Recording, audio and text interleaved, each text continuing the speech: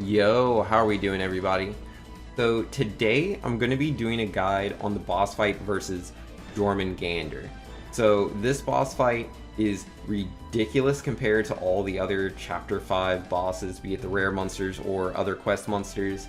He is just a gigantic difficulty spike, but we're actually going to cheat the system here and we're going to have a much easier fight.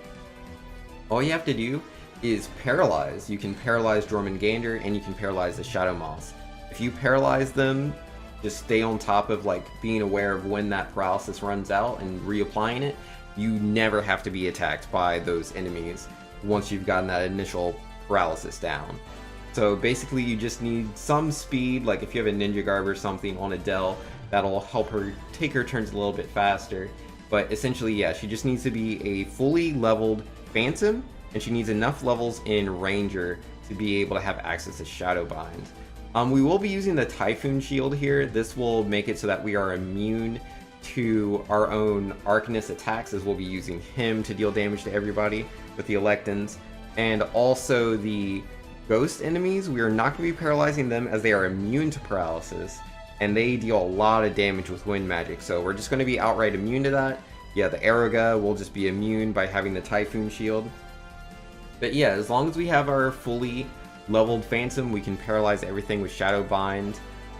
When you do, it does also cost MP, so make sure you have a nice supply of ethers. You don't want to run out of MP and not be able to paralyze the boss, as the damage that comes from these guys is just so much. They can go completely through you. As far as elemental resistances, Jormungandr is immune to darkness and water. He also absorbs earth, so don't use those elements when attacking. Again, that is why I'm using the Arcanist here, where you're using Electin. It is both light and lightning based, which is why we're able to protect from it with the Typhoon Shield, but also deal vulnerable damage to the Shadow Moss and just have such an easy time in this fight. Now, if they are all paralyzed with the Phantom, we can go ahead and use the Undead Slayer on the Ghost, do some extra damage.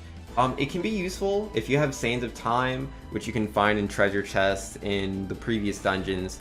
That will make you immune to stop, and being immune to stop will be useful as the Ghosts like to try to throw that inflictment out. The worst thing that could happen is your Phantom gets hit by a stop and is not able to paralyze, because we need the boss to not take attacks. If he does attack, he'll be using that Sand Breath, the Spew Bile.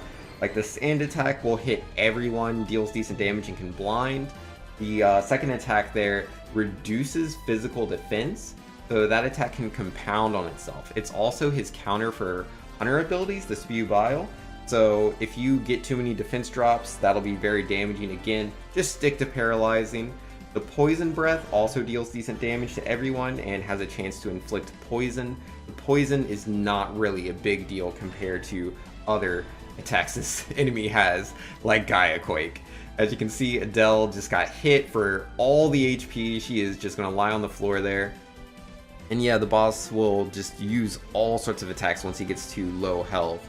So do be aware when he is stocking up on BP, as if your team is not hiding behind a rampart, which again, like many of my boss guides, I suggest having Bastion. If you use the rampart ability, your entire team will be able to be immune to one physical attack, and Gaia Quake is that attack you want to be immune to.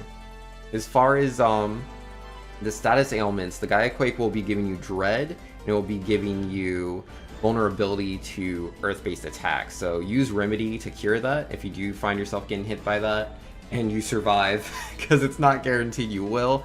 Because yeah, the Rampart only does so much. If he knocks that down with a Sandstorm or something, or a Poison Breath, then that leaves you completely exposed to Gaia Quake. And yeah, Gaia Quake can knock out people even if they're at full HP. You have to have extremely high defenses to try to survive that. So personally, I would suggest just using Shadowbind. Just keep the boss paralyzed, and then you'll never have to deal with those incredibly damaging Gaia Quakes.